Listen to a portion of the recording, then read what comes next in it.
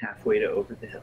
48-hour art check, round 35, with the brand new, less boring format. Woo! Let's do it.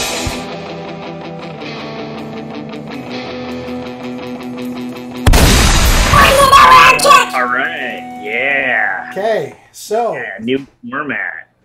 Yes, we're still fighting with each other. So now what we talked about a couple times ago, just to catch everybody up in case.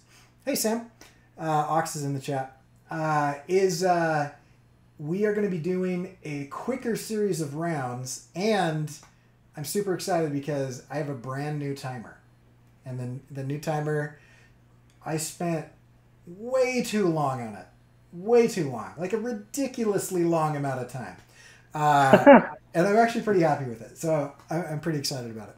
But I do want to warn you, Josh, that once I push this button, there's no turning back. It doesn't stop. I don't have it broken up into little teeny videos that I can control. So once we go, the timer's going to go. I love it. and to remind people of the rules, like, we cannot exceed this time, and we are both people who are really long-winded and like to exceed time. Or we're both people who, like, you know, Cory currently teaches college. I used to teach college, which means you can fill like a college, you know, session full of a lecture if you need to. And if I need to, I can take any topic and talk about it for 90 minutes. That's yeah. my job. So that means crunching something into 30 seconds. This is like our little TED Talk challenge. We're going to rock it. We'll do it, but holy crap. All right, let's do it. Okay. I'll start this time. All right. All right. So here's my brand new timer. What'd you get done? This timer. I love this timer. And it works like a flip alarm clock. And so you'll see at the end of each turn that it actually flips. And I had to break that up into 3D space and layer it. And since there's like 4 or 5 different things that I had like it separated in Z space, but I didn't want to get any parallax. And so it was a lot of weirdness that I had to do that. In the last 5 seconds, I uploaded my design that I did, and I sent off my first submission to a literary agent. All right, time's up, and you nailed it, and I'm impressed. That's cool. Am I up? You're up. So, okay. And you've lost 10 seconds. Yes, I finished the comic page that I wanted to finish. Not the whole page, but the rough pencils, which was a nightmare. It actually ended up taking me about a day longer than I expected, which was kind of a bummer. And I did not actually get to editing the animation because I overestimated my ability to do a crowd scene. Boom. As far as challenges go, I literally couldn't walk into my studio anymore because right before we picked up my son, which is the major challenge, that's just kind of the underlying thing, there was just a couple weeks where Josh and I were doing all this stuff, and I was trying to finish things, and so I had all these major projects, and it was a nightmare. So I spent like a lot of time cleaning up my studio, and I can walk, and it's great. I'm excited. I love it. So for challenges for me, it was overestimating my abilities at drawing a crowd scene and forgetting how long they take, and why when a client would hire me to do it, I'd usually be like, that might cost a little more than regular. Yeah. So luckily I'm done with that. So now I can move on to the tight pencils, and you know, but that was basically it. It's just a time restriction thing. Pretty typical struggle. Cool. Yeah. That's awesome. As far as plans go, I have Gaz is going to be on Illo Talk next week, which I'm pretty excited about because he's got a ton of commission experience or convention experience. And then I also have a couple other artists that are lined up that are semi-committed that I've penciled in, but we're still trying to nail them down. I'd like to get at least 1 or 2 more stickers done and research a little bit more on other agents that I might go after. Awesome. I was just answering a question from Ox, which I'll get into after. But the oh my gosh, I lost my train of thought. Plans. Oh yeah. Okay. So tight pencils for the page. I'd like to be at least like a third through those. And then I'd also like to actually achieve what I was hoping to with the kinetic type video, which means like 15 seconds more of animation. So that's where I'd like to be. Whew. All right. Hey, so that was it. That was the whole art check in 3 minutes. I love it. So now we have 10 seconds to choose a topic. I think we want to talk about publishing and crowdfunding. Is that good? Yeah, yeah. I think that's what was on our minds. Okay, So, and we have 2 questions real quick that we could get into. Do you want to do that and then do the topic, or? yeah, let's do the topic after the question. So, Okay. Ox was asking, with the crazy crowd scene, do I feel like the dialogue's going to get lost amongst the kids? And I totally do have that concern. And so, my goal when doing the tight pencils is to really focus on that. I might have to move the text, especially in the center, so that it's less underlapped over the shadow. And I will definitely be conscious of that, so it'll read more carefully. But that's always a consideration when you try to do that kind of crazy Frank King or honestly, any weird paneling. And then when are you tabling again, Cory? He was asking too. And this is a good transition into our topic. So I am going to be at Salt Lake Comic-Con in September, and I need to get a bunch of stuff ready for that, but I'm not exactly sure what yet. So that's kind of like a lot of the stuff that I'm talking to people about and doing research on and things like that. So I can't remember the exact dates, but I know it's in September. I think it might be the beginning of September. Yeah, it's creeping up. Yeah, kind of a tight schedule. And I have this thing where I don't really have much of a concept of time when it comes to like months. And so I feel like September is really far away until I look at a calendar, because I'm like, yeah, it's like at the end of the year, you know, it's like one of the last couple months. And then I'm like, oh, it's soon. So I've got to, what I really need to do is sit down and like figure out a timeline of when I need to get stuff printed to get it there on time, because I don't want to like last minute stuff and pay rush fees and things like that. So, and part of that is actually, I'm considering whether or not to do a crowdfunding thing, do an Indiegogo, do a Kickstarter or whatever, because my main goal is to get this into the hands of as many people as possible, right? I think it's an important message. And so I've been going after literary agents. I just sent one off to one guy. He got back to me saying that he would get back to me. So, I mean, I know that he received it, but I'm still waiting to hear back on feedback on that. That's awesome, though. Yeah, and I've talked to a couple of them, and kind of from what I'm hearing 2 completely different stories, and I don't know if they're both true and it's kind of a publisher situation, or if one is out of date. But I'm not actually sure if publishing will be hindered by doing a crowdfunding campaign. Like if I do a crowdfunding campaign that goes gangbusters, and everybody's super excited about it, which is kind of unlikely to be honest, then will publishers look at that and be like, you've already kind of cut into sales? Or will they look at that and say, oh cool, you've got an audience? I'm not sure. What do you think on that? Well, I know Ox actually was saying he wouldn't before the con because there's enough on your plate as it is, and printing would be a couple of weeks at least. I can say, you were saying September, it's hard to see it as like coming up soon, but I'm actually getting quotes from printers for the catalog of my company, one of the 2 we put, and September's coming up quick right. for a printer. Now, that's a little different with like a print-on-demand situation or create space or something like that, where maybe you just need shipping time and a little bit of print time.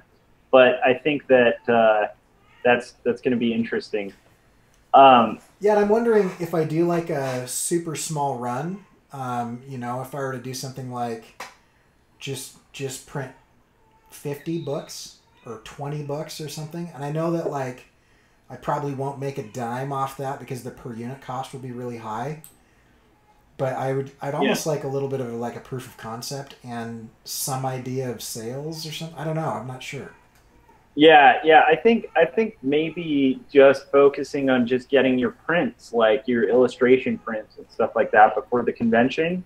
And then maybe if you're going to launch a Kickstarter, you could use or an Indiegogo or whatever way, if you decided to do that, maybe you could get the ground game of that going so that you could promote it at the convention and kind of use the convention to kind of get the word out and get people to kind of be on board. It's a tough one. Yeah. The problem is, like you were saying about the industry, it's weird because I've heard conflicting things too. I know my wife was in kids books for a long time, and for a very long time, I know for at least about 10 years, well, for at least most of this time I've been at illustration, the rule of thumb has always been don't self-publish kids books if you want to attract a kids book publisher. Yeah. But that was very much pre-Kickstarter. Right. As like it's kind of like the law of the land. Like if you self-published and you showed a self-published book to a kids book publisher at that time, they would usually look down on you. Like it would actually create a worse impression.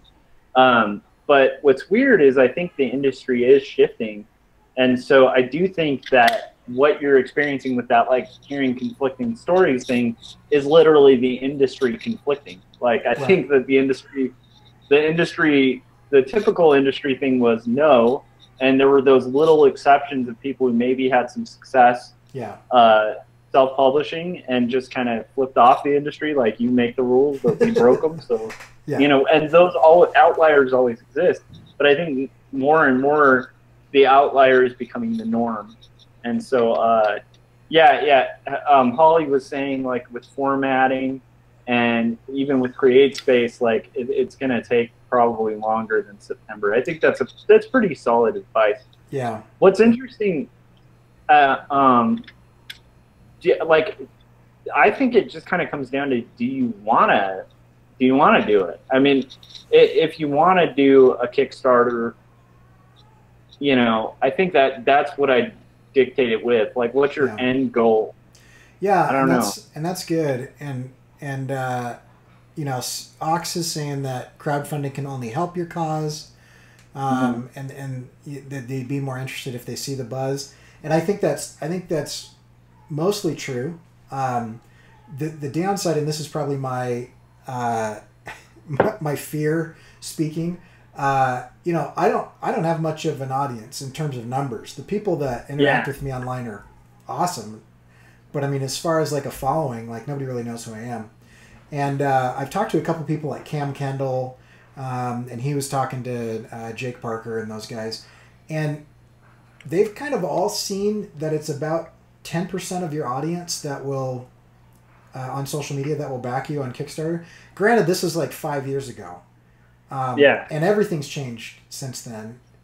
But I mean, 10% of my audience, I couldn't even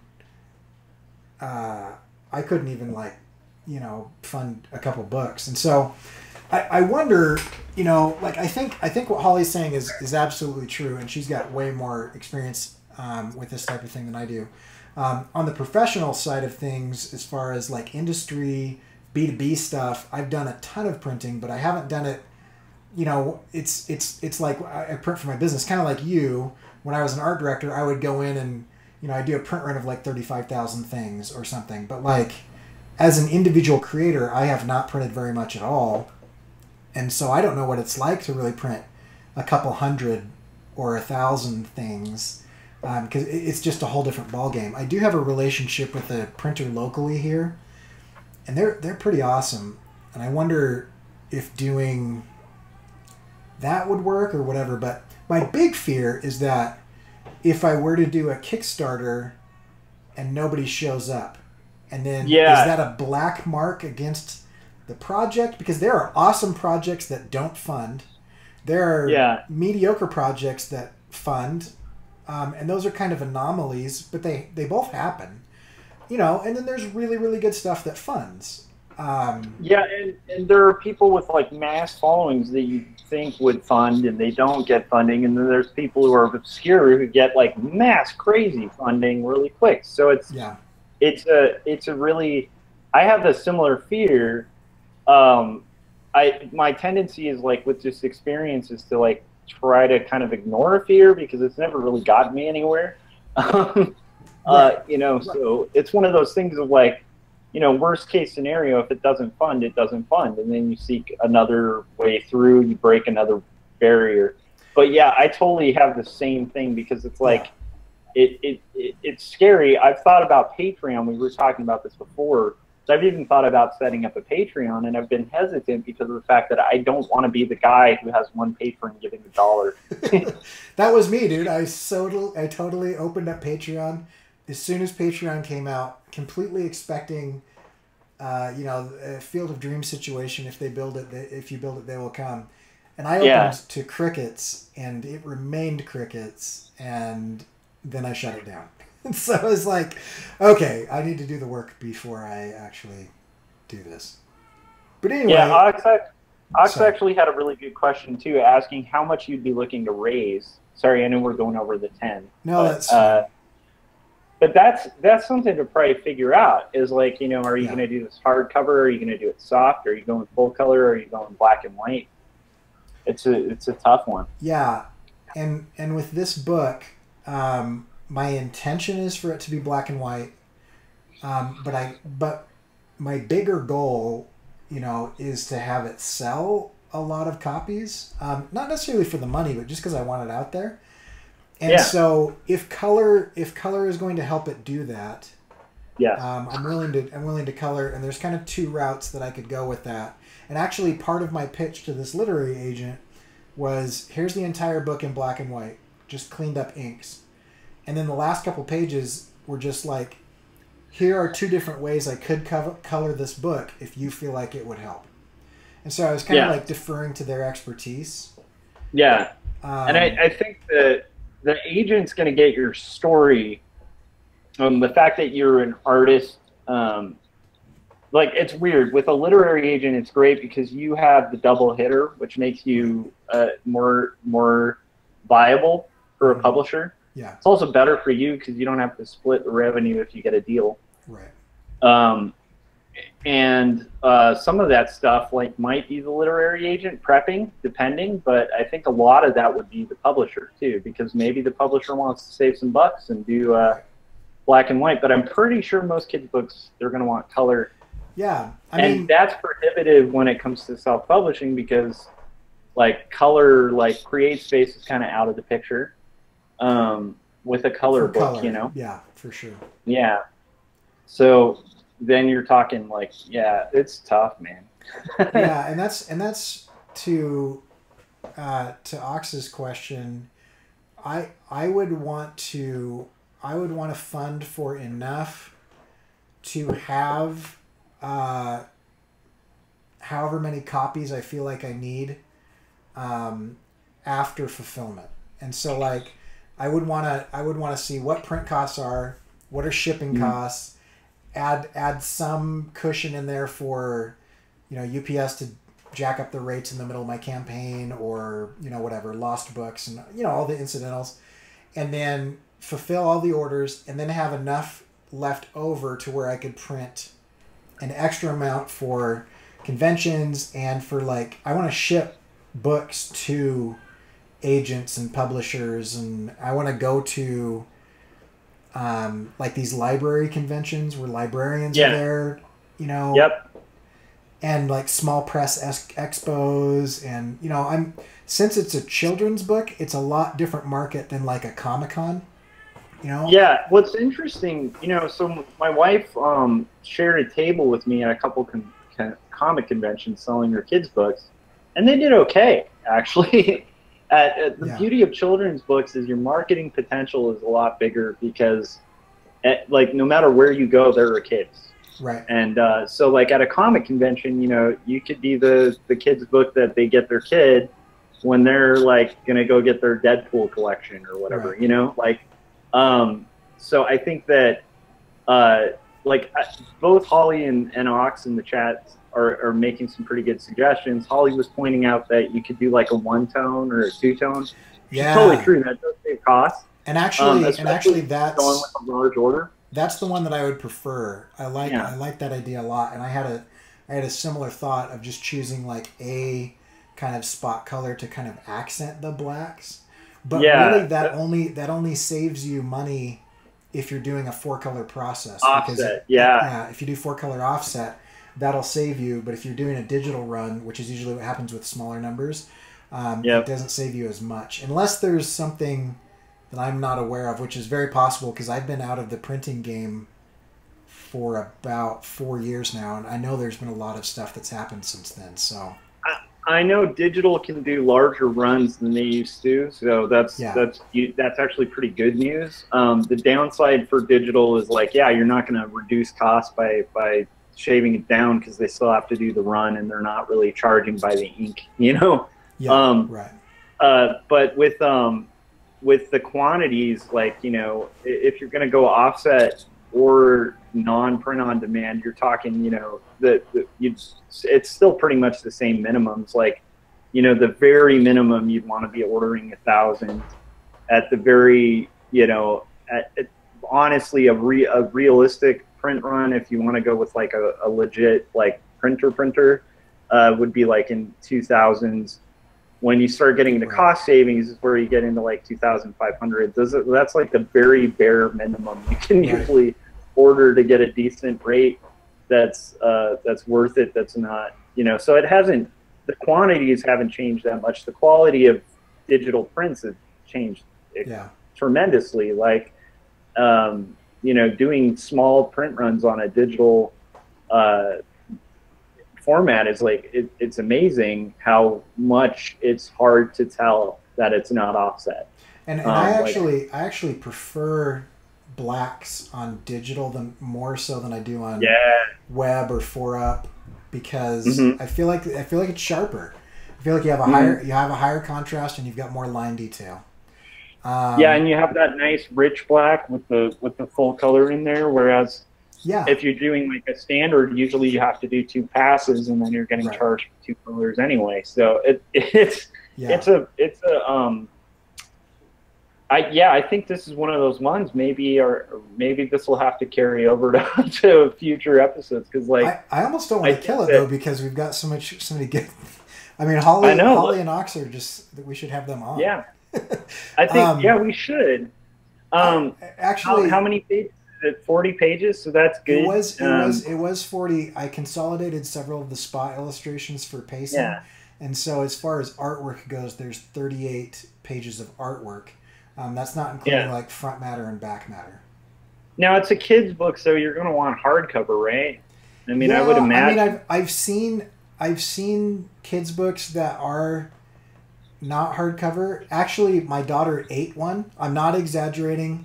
She ate a third of the book. Like, she was in her crib, and it was during that transition phase in between, like, she's immobile, to where they just destroy everything. She was our first kid, and so we didn't know when that happened. She stood up out of the crib and grabbed a book and consumed and internalized a third of that book. I'm not surprised, because like Benji has left, like at that same age, like left a couple bite marks on books. There's also been times where, you know, we'd walk by the crib and there was just book pages everywhere, and the book nerd in me is like, no, you don't destroy books. Well, they say kids under 5 destroy up to like $18 a day worth of stuff. One of the reasons that they're so expensive is you have to replace so many things. But yeah, I would prefer a hardcover with like a dust cover. But I wouldn't mind a really thick cardstock cover. I think do it like perfect bound. Mm-hmm. If you did that, and maybe did like if you can get the scratch, like do a little French fold on it so it has that higher perceived value. Yeah, that's the little bookmark flap. You could also, you could also like look into printing offshore. You know, do it through like Alibaba or something, right? And that'll reduce your costs, and that makes it possible to do hardcover. As much as that's unpopular to do, to not print locally, and it's like it is what like Ingram and those larger publishers do to shave costs. Right. But I've seen like Jason Brubaker and those guys talk a lot about printing overseas. Oh yeah, it's totally possible. And there are agencies in New York that facilitate that whole thing for you, so you don't even have to interface with and deal with all that, and they just do a slight markup on top of it. Yeah, and I mean, you can pretty much like through Alibaba, like there's a lot of places that'll broker that transaction for you, and it's not as like mystifying or crazy as it seems. Um, but it's one of those things of like if you want to go local, go really local, so you can establish a one-on-one relationship with the printer. Right. So like in that case, like if you're religious, go with like maybe there's somebody in your church who's got a printer, or if you're just have a community reason for it. So like maybe it's a recycled, like local, like ethically sourced paper, like that kind of thing, and get a one-on-one thing with them. So like maybe you can make a deal like where you say like when I'm promoting this book, I'll heavily promote the printer I went through. You know what I mean? Or maybe the printer is mentioned like in the in pages. I don't think you should do the like give them a page of the book advertisement or something, but definitely say like I'll mention who this was printed through. That's Holly was mentioning. Print Ninja can do pretty low cost stuff. That's I think who I was thinking of. I think is it Holly? Is Print Ninja the one that outsources it for you? I think that's who I was reading about. It was a year or two ago. Yeah, I think from what I recall, I think they're one of them. So yeah. I probably need to talk to Holly a little bit more. And Ox is mentioning Russell Noel to you, who I'm not familiar with him yet, but he would be good to get hold of too. Yeah, I didn't really know about that guy either. I know that with the kids book though, like I would say just like going hardcover is probably your best bet if you're going to order a large quantity. Right. And by large quantity, I mean large for a self-publisher. I don't mean large like a large quantity. Yeah. Because like 1,000, like, and this is just for anybody watching this, it's like that might seem like a lot if you're like an indie person, like funding it yourself. But 1,000 run for a printer is like it's a very small run. That's not a lot of incentive for them to reduce the cost because their paper mills usually have deals with them and stuff. So, I don't know. That's always a tough one. Yeah. But the beauty of working locally, I'd say, is like, usually if you get with a good local printer, they'll really work with you on the quality of the book, and you can go in and check it out, check out the press quality. However, I know that just working with people offshore, if you get the right people, they'll do the same thing. They'll ship it to you. They'll, ship you samples, pre-bound books. Holly was saying, Print Ninja's outsourced to China. So yeah, I think that's the one I was reading about years ago. Yeah, and then I know there's competitors with places in Vietnam too that do really high quality books that are really affordable as well. So you can start hedging to get a good rate. Yeah, and I wonder if there are any paper mills and print shops in Africa because. When I was doing T-shirts 10 years ago, there were these really cool businesses that were starting to pop up to try to build industry into places where there wasn't industry. And there was this one. And now I'm going to forget the name of it, but they like handmade these T-shirts for printing, and it was all like African sourced, like ethically sourced stuff.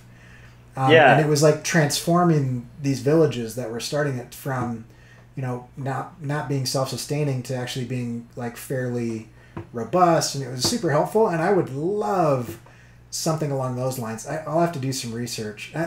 In this whole conversation, I think I'm starting to realize that I'm not going to have this book at the convention. Yeah, but what I think you should do to take advantage of the convention is I think you should do a lot of prints based on like your sticker stint stuff, like other stuff that you've done, like make prints for that, and then try to kind of get a better idea of what you want to do with your book so you can use it as a promotional opportunity to really get your book promoted, like get that ground game going, and promote your YouTube channel on there as well. I mean, Salt Lake Comic-Con has some opportunities, and I don't know. I'm starting to realize how little time I have. They have some opportunities to piggyback on their marketing, which is their social media marketing is is pretty on point, and so I want to figure out what I could give away to drive traffic to my booth. Definitely do postcards. You know, I mean, I know that's cliche, but postcards are really low cost, and usually there's spots at every convention where they will allow like promotional material to be there that'll be put in everybody's swag bag without them even stopping by your booth, which is a really huge opportunity you should definitely take advantage of. So I do like a large run of postcards and like maybe 4 different designs on them because they're really low cost, you know. Yeah, I'd have to. I think there's something like 35,000 people. I'd have to see. Yeah. I don't know if I'd do a run of 35,000 because you're just not going to burn through those. No, I'm saying if they put it in everybody's swag bag. Oh yeah, that's true. But I would look into it and kind of do some research. But I don't think you'd need to do 35,000. I think you know, doing a couple thousand of each design would probably cut you pretty good. I know, like, then again, I've never done a con, like a full out con, like a state con. Yeah. Like San Diego would be our equivalent. I've never done a con that big. I've always done indie conventions, so it's like I don't quite know what you'd burn through there. So ask Gaz. Yeah, I'm gonna ask Gaz. Also, I have a couple people that have done this particular show that are going to be on. If I can get them to come on soon, yeah, I might be doing it at the show with them. I'm not sure, but oh man, yeah. So anyway, I don't know. Those are just a bunch of the thoughts. There's no conclusion, but I'm curious what you're thinking. You're not too far off. You're a little bit a ways away from your first section of your book. But are you planning on doing crowdfunding? Are you gonna do a print run? What are you doing? So, well, the nice thing is I'm doing comics. So, like, the comics industry is so weird. It in a lot of negative ways too. It doesn't really reflect the book industry. Like, there are some things that like kids books does well that comics for some reason just doesn't learn from, like having multiple distributors. Right. There's competition, and I know Baker and Taylor's like probably the biggest distributor in kids books. There's definitely a lot of competing distribution companies, and book vendors aren't generally ordering from one distributor with a monopoly on the whole thing. Yeah. So with comics, like the whole diamond thing is just kind of like, it feels like backwards, kind of shooting itself in the foot for opportunities. But luckily comics are starting to expand beyond that. But the nice thing about the backwardsness of comics is that they've always been pretty accepting of self-publishing. And in fact, self-publishing has always been kind of the way to do it. It's this little back door that, like, you know, plenty of like Eisner winning cartoonists have taken to get in. And so I'm definitely going to, you know, pursue self-publishing. I'm going to pursue publishers too, in tandem. And I'm scared and nervous of doing Kickstarter, but that makes me think I'm probably going to do a Kickstarter, because whenever I think of something potentially for my career and I feel like fear and insecurity, it usually means like, yeah, that's probably a direction to go. Yeah. And the only caveat to that, and the only reason I brought that up as a valid thing rather than just a fear thing earlier, is because the only fear that I would find any credence to is if it will hurt the project. Because I don't care about me, you know. I mean, my pride will get hurt. My ego will take a hit or whatever, and then I'll bounce back. I don't care. But will it negatively impact the long-term viability of the project? Yeah, like, will a publisher Google that book and be like, oh, well, this property is not even viable to get $1,000. Why are we going to do 100,000 copies? No, that's totally. I mean, that's the base for my fear of it. Like, you know, I don't want to put it out there, have it fail, and then have this like permanent brand placed on me. You know, but I thinking about that, it still stems down to fear and insecurity, because I think Kickstarter is big, but I don't think it's that big. Meaning, but I don't know in kids' books. Like that's the thing. I would do research on that. Like, are publishers, because a lot of the same editors are at kids' books that were at it 10 years ago. You know, Right. and so do those editors? Are they shifting their perspectives on self-publishing, or is it like it was where self-publishing's really like looked down on? Yeah. But with comics, like the nice thing is like most of the time, like that's expected. Self-publishing is part of the deal. A lot of the time, self-published books even go up for like the biggest awards in comics and stuff. So it's Yeah. like Right. it's a little more accepting, and plus. Now, if I were doing a superhero comic, that might be a different story, because superhero comics are a little less into the self-publishing. Like, you know, and don't get me wrong, you can still do it. Yeah. It's just I don't know if that story works the same. But I know for like indie comics, like specific indie comics, and even indie genres, like that's a really viable thing. So I would want to try a Kickstarter to fail. If worst comes to worst, Yeah. I would learn a lot, and I think you would too, from that failure. I don't think there would be a negative, but I do think personally, for my pride, it would be tough. Like and like there's a reason I've mentioned this, but there's a reason I've never done a Patreon, because I like I said, I have a fear of being the guy with $1. And who does that hurt but just my pride? Like, Right. I don't think most people would care if I'm the guy with $1. I don't think most people, when they're like looking to hire someone, go like, let me check out their Patreon page and see Let me how many see if people. these. I love their work and the quality, and I like everything they're saying on social media. But let me see if they have people on Patreon that back them up. Yeah, I think it could hurt when it comes to trying to be a social media influencer. You know, if I'm trying to get, if this show is about trying to get sponsorships, you know, or something like that, then stuff like that would have a huge impact. But I don't even run ads on my YouTube channel because I don't have enough views for it to make any difference, and it's not, you know, I'd have to be at a significantly larger volume to even consider it. And so I'm not going to try to be a social media influencer. That's just not. So that is kind of off the table. I don't know. Part of it for me was I had several people interested, but for the amount of work that I would have to do, it wasn't effective enough for me to devote that much time. Meaning, you know, if I have half a dozen people show up and give me their money, that's amazing that somebody would be willing to say, hey, I want to give you a couple bucks every month. That's really cool, and I appreciate that. But for the amount of time that it would take for the number of people, it wasn't worth it for me whenever I did it years ago. And maybe that'll change. I don't know. For me, it's like, I think about like, and this is something I think you should think about too, because I'm sure you have a story that's similar, but when I had no place to be submitting for like this giant award, I mean, this is back in the day, but it was like the biggest indie award thing you could get. It was called the Zarek.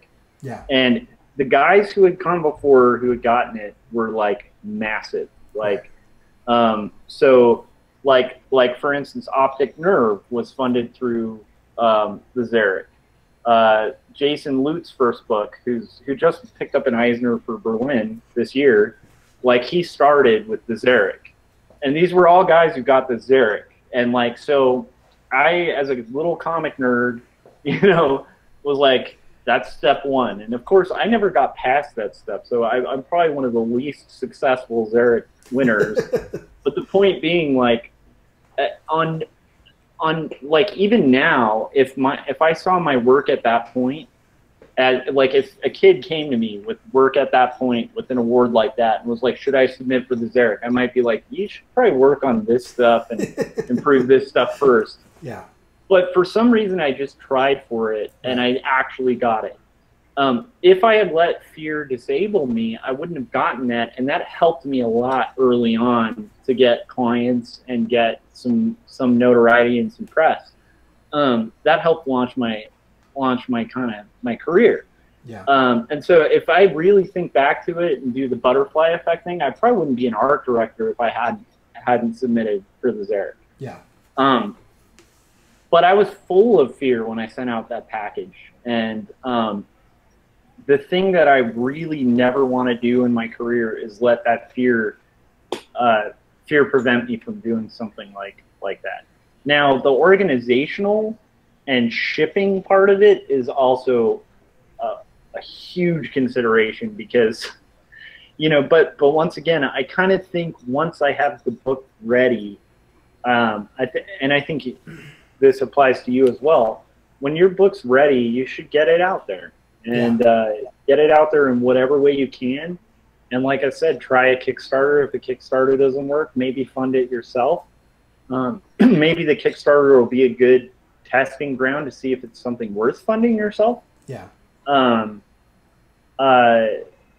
Yeah. I mean, I'll tell you this. I'll tell you this about the fear, and then Holly has a couple of really good comments I want to get to.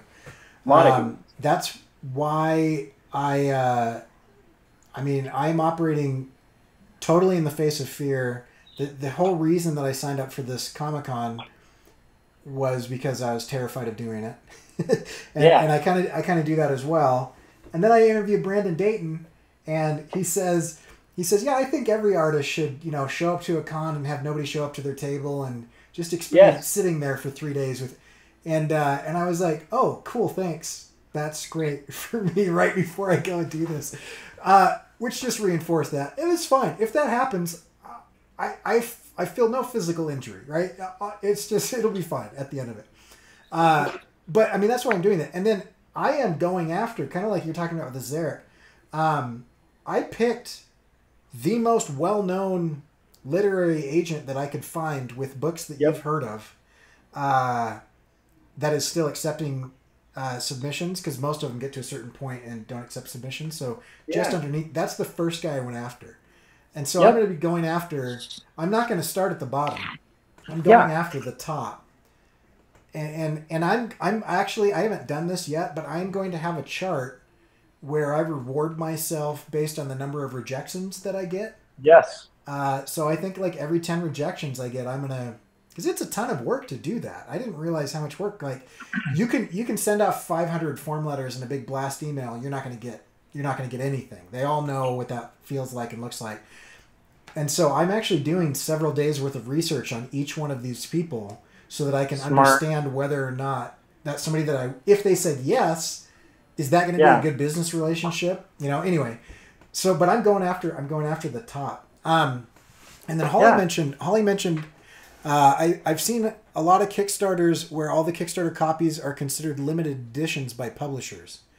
And that's really cool. And that's a good thought. And I've backed over 100 Kickstarter projects.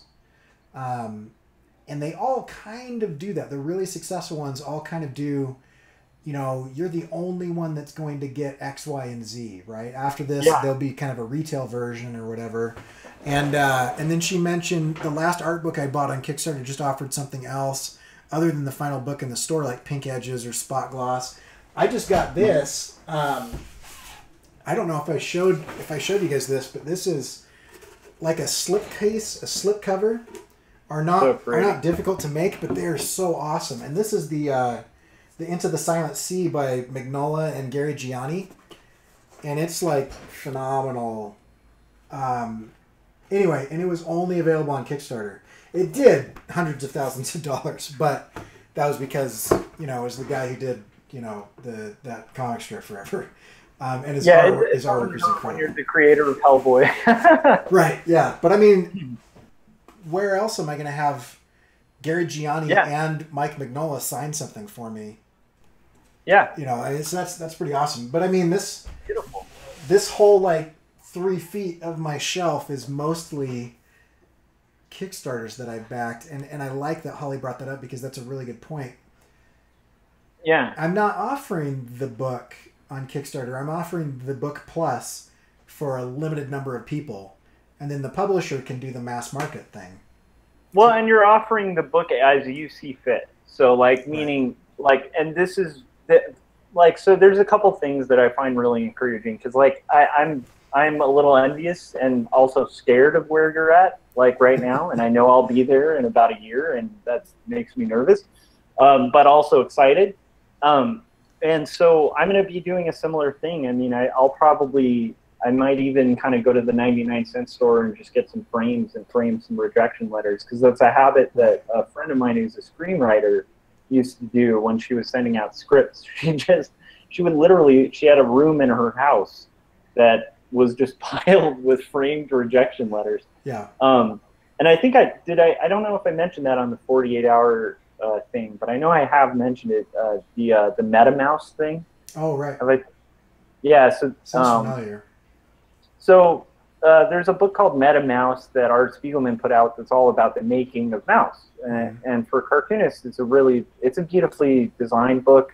It shows like unedited pages and stuff like that. And oh, you have it? I have Mouse. I don't have MetaMouse. Oh, okay. Well, MetaMouse is worth owning. But like there's about a chapter that's just full of rejection letters from like huge editors and huge publishers that say things like, we don't want to publish cute cartoons about cats and mice for a serious publisher. Right. Other ones saying like, how dare you, make a cute cartoon out of the Holocaust. Yeah. That was a very personal thing for people. And for those of you who haven't read Mouse, it's a very personal book to Spiegelman. It's about his grandfather going through the Holocaust. And so it's like, obviously, most of the rejection letters make it really clear that either A, they were really out of touch with what they had in their hands, or B, they hadn't even bothered to read it. They just looked at it. That book is one of the most, like, I mean, it's required reading at schools now. So to me, I think of that, or I think about stories that I've heard of people who lived in Chicago who, when they used to order Acme Novelty books, Chris Ware would bike to their house to drop them off. Right. And I mean, I think won the most Eisners of any cartoonist alive. So there are, and the quality of his work, like this is the reason a lot of cartoonists don't even like talking about Ware. The quality of his work has not changed a lot. Like it's always been absurdly good. And yet there was a point where, nobody was into it. So I think, I think that like, I really think you got to just get your book out. And so, like I said, whatever way, but it does require thought and consideration and research. So it's like, give it the best shot and aim the highest, which is something, wow, this is such a good topic. It just delves into stuff that I think we both think about because we're very passionate about books. But it definitely is a good reminder, this conversation, for me to really aim high. Like I will probably run a Kickstarter. Yeah. I would also ideally, like where I'd like to be is Pantheon. I mean, that's where I want to be. That's where I want my books to be. That's, a book publisher that's bigger than comics. And I mean, bigger than comic publishers. And I want my stuff distributed in bookstores and libraries and taught in schools and stuff like that. I mean, ideally, that's long term. It may never happen, but I want to give it the best possible chance. So when I finish the first book, along with self-publishing, I would like to approach literary agents and stuff like that. And what's funny is I will most likely be bugging you, Cory, and 80% of the people at the NCS, and pretty much like Holly, I'm going to have to bug a lot about, because I think Create Space is a pretty good option for a black and white book. Of that size. But she said in the chat, kind of no matter what you do with the formatting, you're gonna have to get on the phone with them and have them fix it. Yeah, and that's why I'm like, first I'm gonna bug Holly and be like, who do I call? Like, how do you do this? how do I do this? I'll be sure to do my research, so I'm not the person who's like, will you do all my work for me and tell me how to do everything? What pen do you use? Where do you come up with your ideas? Yeah. Okay.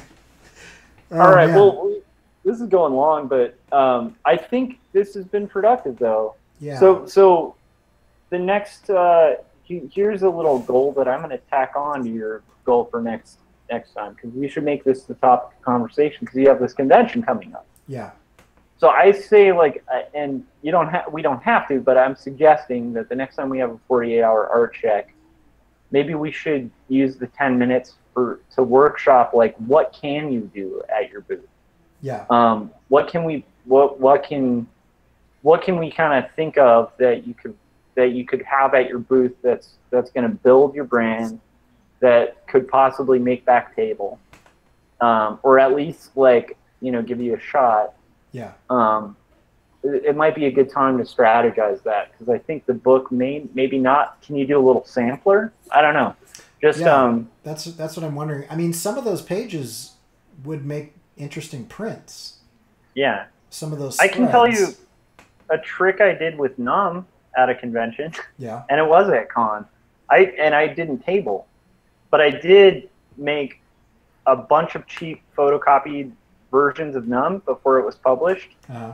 And I hustled for pull quotes for the book.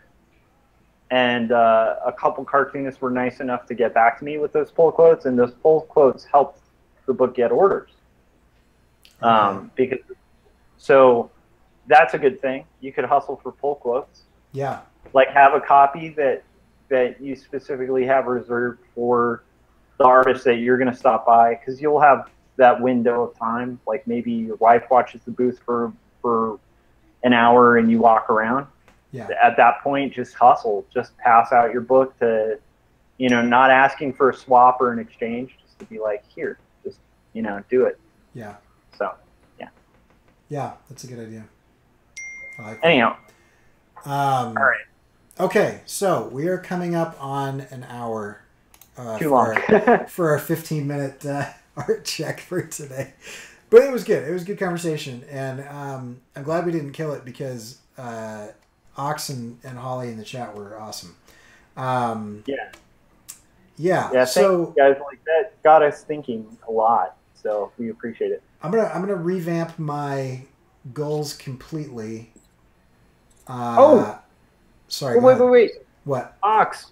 Jan and Ox are starting the check-in. Oh, which sweet. Is huge. So that'll be on Yanimal's channel. So you guys should go support that, because we really advocate for this art check system. It's really a good way to troubleshoot. This session's a really good example of that. Like, this will be productive. Yeah, and they're doing it on Instagram. Is that what I'm reading? Is that right? Interesting. Yeah. So cool. And that'll be awesome. I'd be interested to see how this works on Instagram.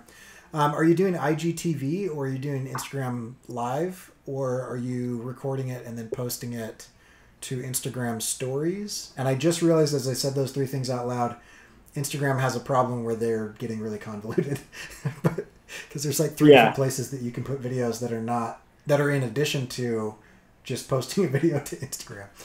And they're not all threaded on the same. Wow. No, they're in different spots and spread over 2 apps.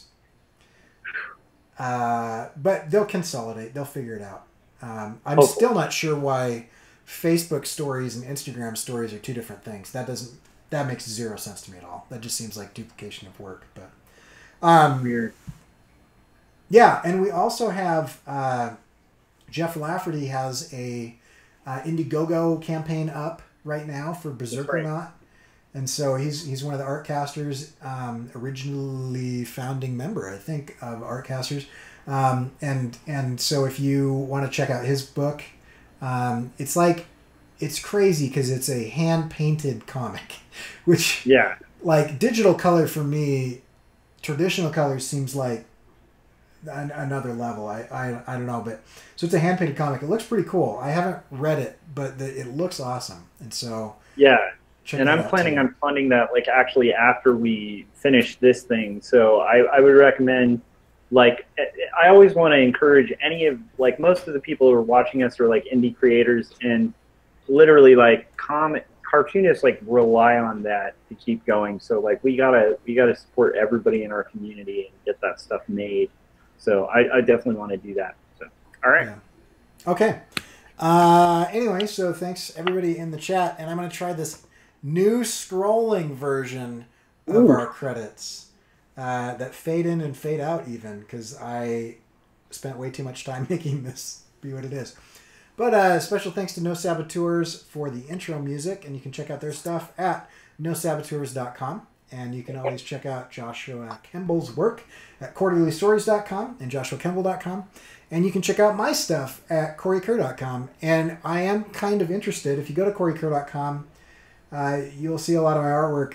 If you want to like tell me what you think might sell, either in this discussion here, or I know the scroll's way too fast. Sorry, Sam said Oxy saying it's too fast. And as I'm talking through it, it's like ridiculously fast. It's like one of those movie scrolls at the beginning where it gives you anxiety because you can't read it quick enough. Mm-hmm. So it's like the CG section in an animated film. Yeah, right. So anyway, I will slow that down on the next episode. But go check out Josh's stuff. Check out my stuff. If you have like 5 seconds, pick a couple things, because I've probably got way more than I'm actually going to print, and I'd love people's opinions. So, and if you haven't subscribed to Josh's story on Tapas, go download that app and subscribe. And I don't know what you do there as far as thumbs up or voting or something, but there's probably some sort of metric that you should do there too. Okay, so and we did it in just under an hour, 57 minutes and 30 seconds. So it just went a little bit over. Anyway, good topic. Good topic. It was a good topic. A little too good. Okay, we will catch you guys in a day or two.